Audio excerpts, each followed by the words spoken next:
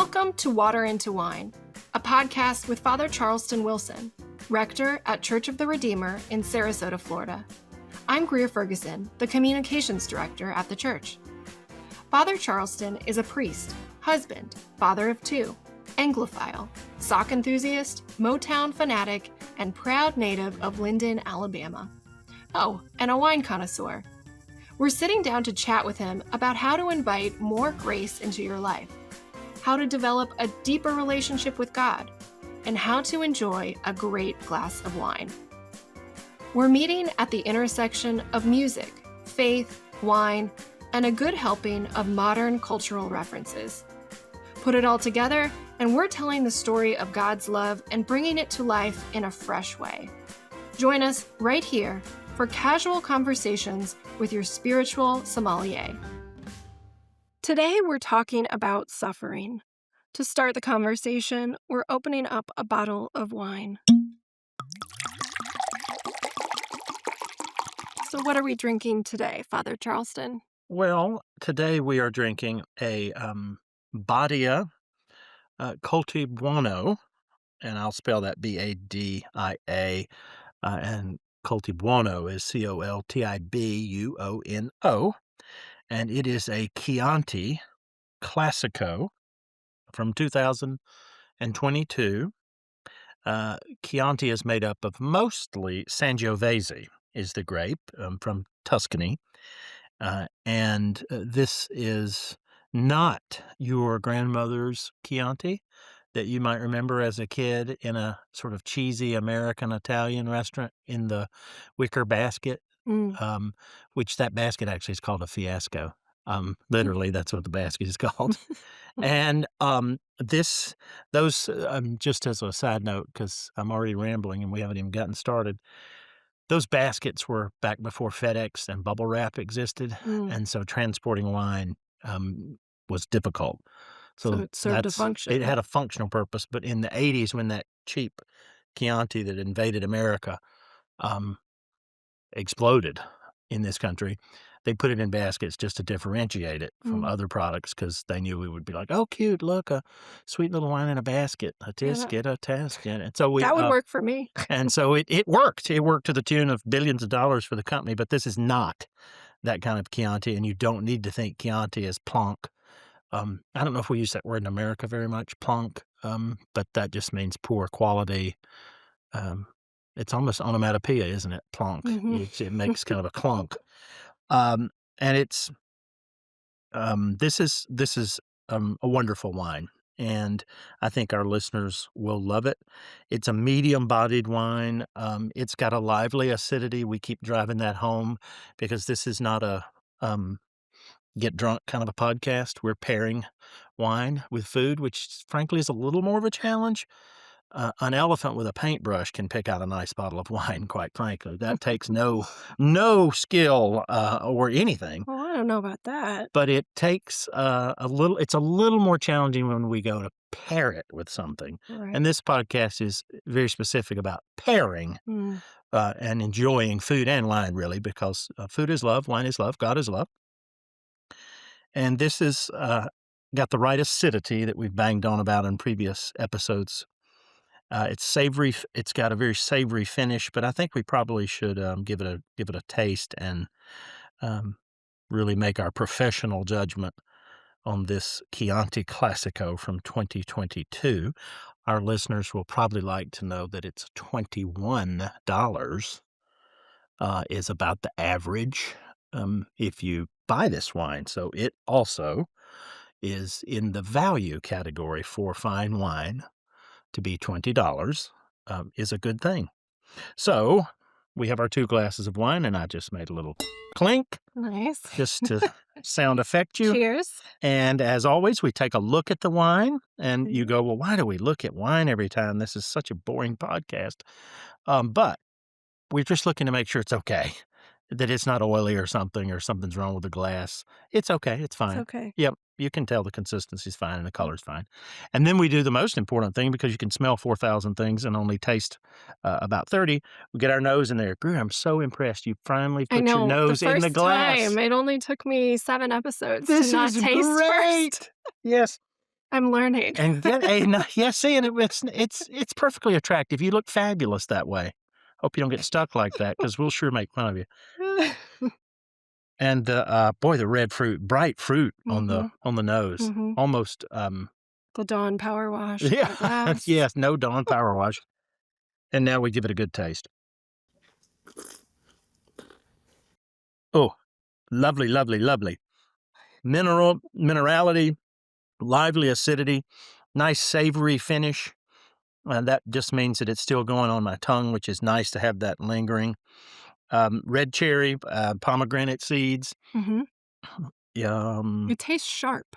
It is sharp. That's the acidity in it. Okay. And so, because it has that, think about eating this with a pasta, with a heavy sauce, a tomato sauce, grilled meats, mature cheeses, anything with Parmesan, American lasagna. To Uh, counteract that. yes, because Okay. it's that sharpness you're calling it Mhm. is the acid that will cut through that, and it will make the fruit stand out and your dish stand out. Mm. Mm. You could not serve, say, a steak with this. Mhm. It wouldn't be quite right. Yeah. But, ossobuco, but I'd love a hamburger with this, Mhm. if you want a hamburger with this. American spaghetti, if you're trying to be fancy and adventuresome in your kitchen, braised rabbit. Um, Here That's comes Peter sad. Cottontail hopping down No. the yep, rabbit's delicious. And but that sharpness it's really a savory character as well that complements really earthy dishes. Mm. And I see it says on the label it's made with organic grapes. Yes, so What a this is certified organic, that's the USDA does it differently. This is from Italy, obviously. They have a little different rules for organic, and then the step up in winemaking, there's biodynamic, which is now even a more stringent level. wow. A Okay. lot of people make organic wine and don't get it certified just because it's an expensive process, Mm. but they have gone to the trouble of being certified organic. Mm. But I'm really stuck on the pomegranate. Um, And the cherry, did you say? Cherry, yep, Yeah, cherry, pomegranate, I see that. but Taste it. it's a little cool today, and this really I would love it with lasagna. It sort of would be Mhm. a great comfort. Mhm. You talked about pairings and how we're all about the pairings with food, but also the pairing with the wine and the episode. Yeah, yep, talk about yeah, that's kind of a fun challenge that I get to do, and sometimes it's immediate how that can connect. This one, I hope you'll go for it. I think it works. Let's see. I'll be the judge of that. You ready? Why I Okay. picked this I'm one? ready. All right. It's gonna take a little creativity on your part, Greer, and Okay. dear listener. So this is about suffering, the episode. Yeah, it's suffering and wine. Well, here's what I did with it. This is Sangiovese, and Sangiovese is thin-skinned. It's one of the most it has one of the thinnest skins, um, of any grape. Okay. All right, I'll And buy it. where I'm going with that is since we're talking about suffering, and may I just say, like death and taxes, we need to just get it on the table. Suffering is part of life, and sometimes quite a huge part. But you can be in denial about it, but it is a big part of life. And it seems to me that we've become the thin-skinned generation, Mm, if you will, and I think we've become too thin-skinned. And I know it's perfectly fine to want to avoid any kind of suffering, but that's not really what we're going to learn from the Bible and the church and some of the great saints. You'll probably ask me some of that stuff because the church and the Bible have another way to look at suffering that will thicken our skins. Is mm. this working? You think the connection? Yeah, yeah, I'll buy it. All I'll right. buy it. I don't mean getting tougher and Hulk Hogan or stiff upper lip. I want to talk about and we'll talk about it, I'm sure. But I chose Sangiovese because it is a thin-skinned grape, prone to so much fragility because it's thin-skinned. It takes extreme offense to any form of criticism, Mm. by which or discomfort. It just doesn't like it. If it's too much rain, it gets mad. If it's not too much heat, it gets furious. If it's not enough rain or not enough heat, and so forth. So that's why I chose Sangiovese from Chianti.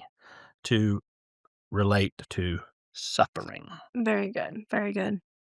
Well, our topic today, as we've mentioned, is suffering, and we are going to talk about how we try to avoid pain and suffering, what we think causes it, and why suffering, in some ways, might even be a good thing. So let's start with that.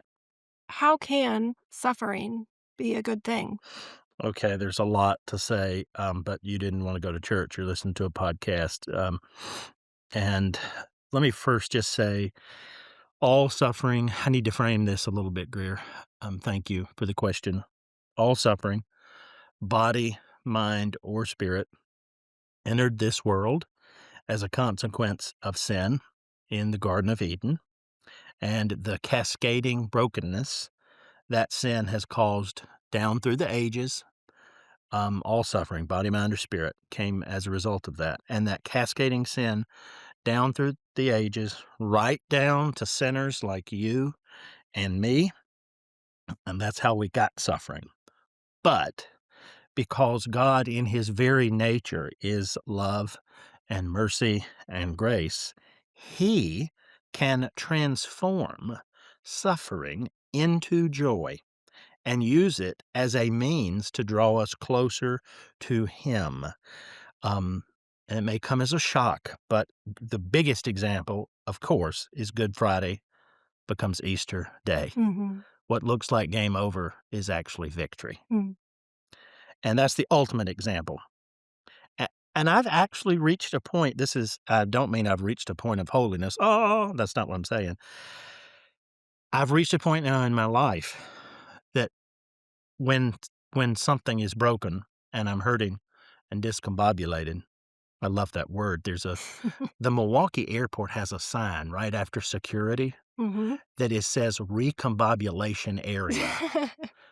And I always go over there and pray, and I'm like, Lord, can you reassemble my life? And people have to wonder what I'm doing, but it's you must go see it. It's worth the whole flight I just to think see we the should sign. put that sign somewhere in the church. It should be in the narthex, recombobulation area. Yeah. But I've started when my life is discombobulated and I'm suffering in some way in my body or my legs are hurting today. I'm an avid indoorsman and don't do recreational sweat. And I don't know what I lifted or moved yesterday, but my legs are killing me today. Mm. So my body's bothering me today. My mind is suffering a little bit. I'm preparing to lead a retreat this weekend, and I'm not really prepared yet. Mm. So I'm stressing about that. My spirit, I have some spiritual suffering that I'm not going to get into on the podcast, but you have yours and I have mine, and you, dear listener, are dealing with yours.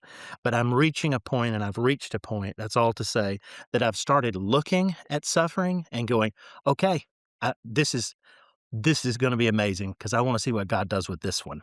Oh. I want to see what God does with this one Mm. because his nature is to transform suffering because he's good and gracious and his opinion about me is fixed because he's revealed it in Jesus Christ. Mm. I know, I mean, and people tell me this, so I know I'm not the only person. This will blow your mind probably, but I know a man who wrote a book about losing his wife to cancer, 23-year battle with cancer. Mm. And in the end, and I knew how the book began when I picked it up. Mhm. I'm crying through the whole book. It's a very powerful book. And in the end, just when I didn't think I could cry anymore or be shocked anymore, he says in the book, and I thank God now for that cancer. Mm. Now I'm like, what is wrong with this guy at first? But he Mhm. then laid out a beautiful case that it strengthened their marriage. It drove them to depend on God. It increased their faith Mm. muscle. Mhm. And he, in the end, thanks God. Wow. I'm not at that level with all the discombobulation in my life. Mhm. Sometimes I get there. It's a beautiful place when you get there. It's very counterintuitive. Mhm. But Paul, I mean, it's all in the Bible like this. You know, what's St. Paul say to the Philippians? He talks about, may I share in his sufferings and become like him in his death. I mean, that sounds crazy, but it's sort of the same idea that this modern author wrote. So heck, give it a try. If you haven't tried that, if something's really bothering you, body, mind, or spirit, own it. Mm. Own it, own it, own it, and watch God get to work. Mm. and watch him increase your faith. I forget what, I heard I don't wanna botch it, but I heard a modern preacher once say that suffering, what'd he say? Suffering is the gym where our faith is built. And so many people report that they experience God more in Mhm. trials than in triumphs. Mhm. That has been my experience. How's it? And I'm not alone. You know, when you get to know somebody and you don't have to put on a very curated smile or a, "How's your day?" "Oh, it's Mhm. so wonderful." It's really not, so it's probably best not to ask. Um, and when you really get to know somebody, they'll tell you that. Yeah. Yeah. It's really remarkable. They sense that God is just, very, very present, as the Mhm. Bible says, very, very present in a time of trouble. Mhm. I think it's easy sometimes to ignore God when everything's just kind of running smoothly and Well, going along, living our lives. yeah, we've got a prayer in the prayer book it comes in the evening office, evening prayer in our tradition, that a little phrase in there that says, "Shield the joyous." Mm. I remember the first time I prayed that thing, I thought, "What a silly prayer. Mm. Why would someone joyful need a shield around them?" Well, it's because it's when you've whatever your Powerball is, when you've hit that jackpot or accomplishment, whatever that is for you, Mhm. it's easy to forget your need of Mhm. God. Mhm. And so that's why the joyous need shielding. Yeah. They need protecting because they need a net around their pool because 'cause they're like an infant who's not paying attention and may fall in the pool Mhm. and Mhm. drown. Mm. That's like every British TV show and series that once something wonderful happens, something terrible is right Of around the course it corner. is, yeah, it's yeah, very predictable Every on episode of BritBox, yeah, Downton everything. Abbey. Absolutely. And life's like that, so we're gonna have to we can either be in denial about suffering, or we can really get despairing about suffering, or we can do something really theologically naive, but functionally, I see it happen all the time. Somebody will say, "Well, what have I done? Mhm. How what did I do to you, God, to deserve this?" And, depending on how well I know the person when they ask me that, I've started flipping the question, and I said, "The bigger mystery in life is not the so-called, 'Why do bad things happen to good people?' But flip the script and ask yourself, as you truly are, why do good things happen to bad people? Mm. Because, the blessings I have not earned. Mhm. They've been a gift from God." So flip the script on that question and realize God's not targeting you. God is not the author of suffering. God is the one who can redeem suffering and transform it and transmute it, and make it something unbelievable. And the Bible told us there would be trials, and Jesus said, "Pick up your cross and follow me." Um, that it's not pick up your Mercedes and follow me. Pick up your cross. Lynn Anderson, 1970, fabulous country hit. "I beg your pardon. I never promised you a rose garden." Remember? That is biblical. And then St. James, my gosh, he even told believers to um, count it a joy when you face trials. So So I've kind of come full circle on suffering. I'm like, bring it, baby, because I want to see what God can do with this one. yeah. So you just kinda lean into it? Is that the right Well, I way just to do. I own it. I'm just like, yep, this is terrible, and we're about to watch a magnificent God do something here. And so, what's the hymn we sang it last Sunday? The line from the Church's One Foundation: "Soon the night of weeping shall be the morn of song." What should we do to help people we know who are suffering? I mean, we're talking a little bit about how, what we should do, how we can lean into that and trust God more. But what about other people around us who are suffering? What should we do to help them? First thing is pray. Second thing, if you have a close enough relationship, and they will take a word of encouragement from you, not as judgment, but as consolation, Mhm. because all human relationships, at the end of the day, you are categorizing. You don't know you're doing it most of the time, but you are. Mm. With every relationship in your life, you are categorizing into one of judgment or consolation. Mm. So, and those people who console you and make you happy are invariably the people you want to hang around. Mm. And the people that you feel you're being judged, that are judging you rather, those Mhm. are the people that you just cringe when you see them. Mm. So if you have that kind of consoling presence and relationship with someone, you can offer a word of consolation. If you're even closer than that and you're very close friends or dating or in love or married or have been for decades, you can share about what you're going through or how you've been through the very thing they're going through. Mm. Mhm. And you can be open about it. If it's even closer than that, you can pray with someone. Mm. Lots of options. There's lots of options because you can count.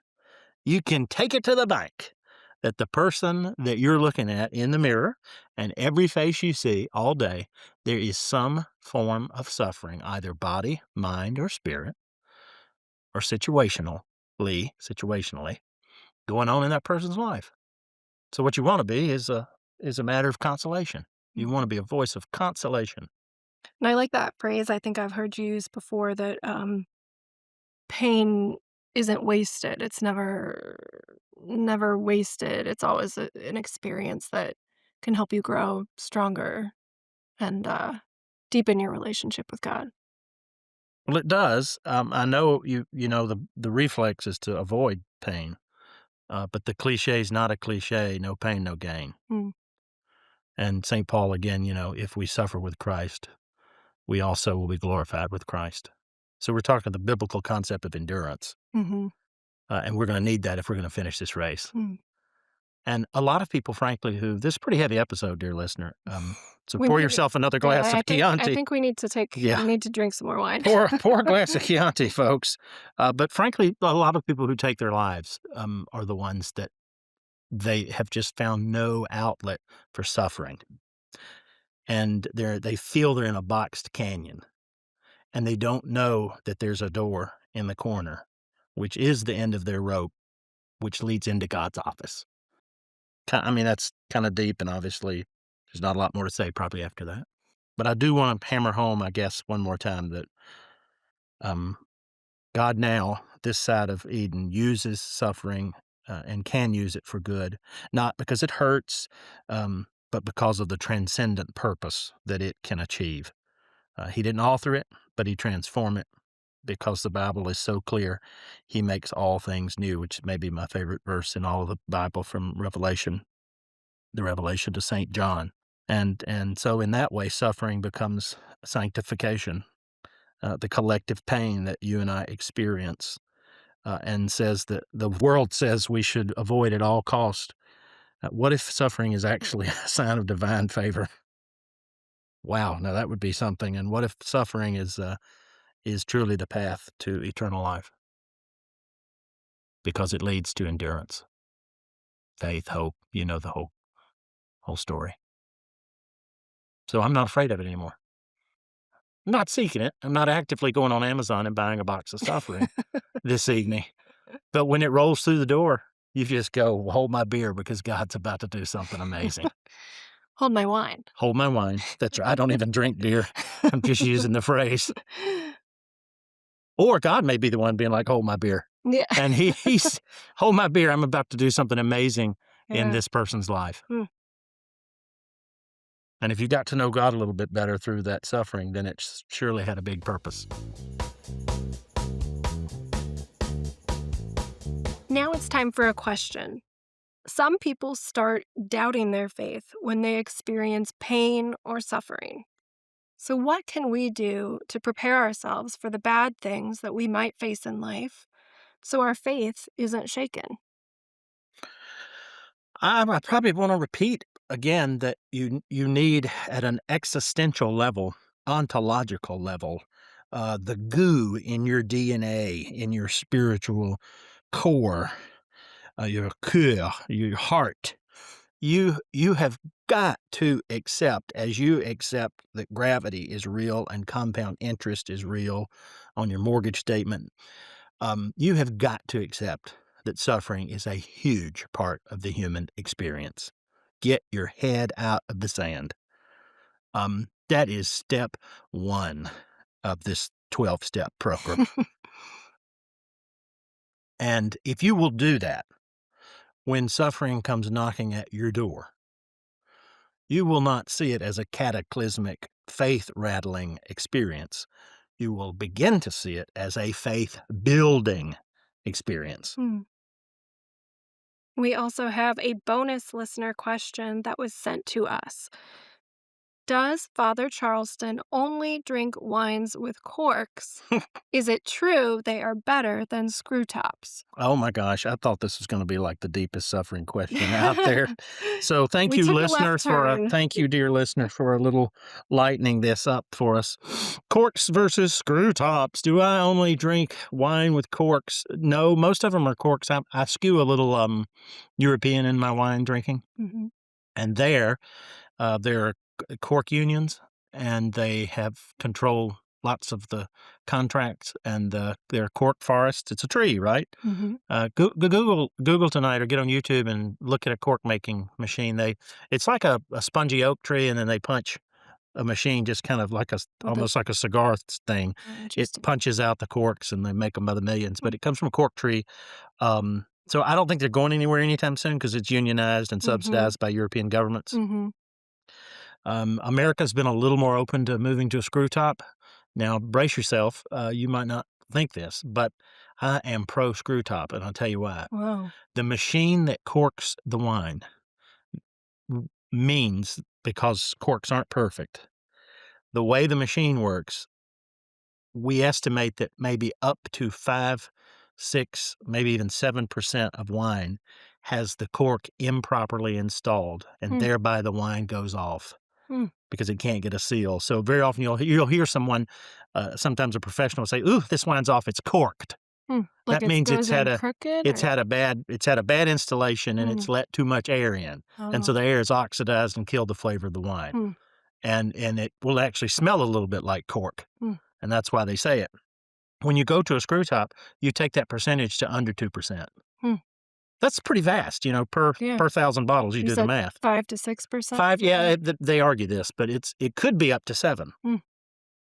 So if I have 100 bottles, I've got 7 there that are what on average would be bad because the machine just is not perfect. The screw top takes it down to 2. That's pretty good. So I am pro screw top, frankly, but it's been very slow to catch on in Europe. It's catching on more in America.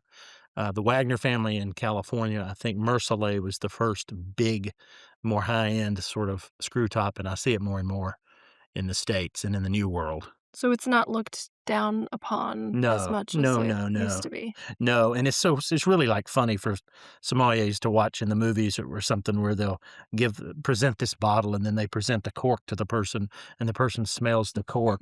Well, that is totally unnecessary. It smells like cork. You can discern absolutely nothing about a wine by smelling the cork. If you present the cork, the idea is you're presenting that that the wine has not leaked through it. This cork is in good condition. Therefore, it indicates that the wine inside should be in a good condition. But that's just nonsense. People smelling corks in restaurants. I just want to go over and shove them up their nose. But don't. I'm not. No. So are there screw top unions? I don't know. I'm not sure that's what needs to happen. The maker, but that's really where it's hung up. It's labor laws in Europe and the subsidies for planting the cork farms. So it's going to be very, very, very slow. If you have a question for Father Charleston about wine or any other topic, email it to us at podcast@redeemersarasota.org, and we might ask it on the next episode. And Father Charleston, do you have any final tasting notes to share with us about the wine we're drinking today? Should we take a final sip? Yes. I really want this with a hamburger. And the cheese I want on it is pepper jack. I think it would be fabulous with a hamburger with pepper jack and a sesame seed bun. Wow, very specific. Very specific. So you ask, you get. True. And the acidity is still just as bright, and I'm still getting the pomegranate seed. Very nice. So it's not as far as Classico Chiantis. This one drinks on the lighter side. They can be really, really more earthy. Heavy? Yeah, more earthy. Excellent. Well, thank you. Should we? Cheers. We started. Yes. And so we end. Thanks so much for joining us for Water into Wine with Father Charleston Wilson. We're looking forward to sharing more grace, more music, and more wine with you again soon. If you liked what you heard, follow the show on your favorite podcast platform. And if there's someone in your life, maybe a friend or a colleague or a family member, who might like to hear this episode, please share it with them. Water into Wine is produced by Church of the Redeemer in Sarasota, Florida. Audio engineering by Reed Corley of the Corley Company. Join us for our services, in person or via our live stream. And learn more at redeemersarasota.org/podcast. That's redeemersarasota.org/podcast.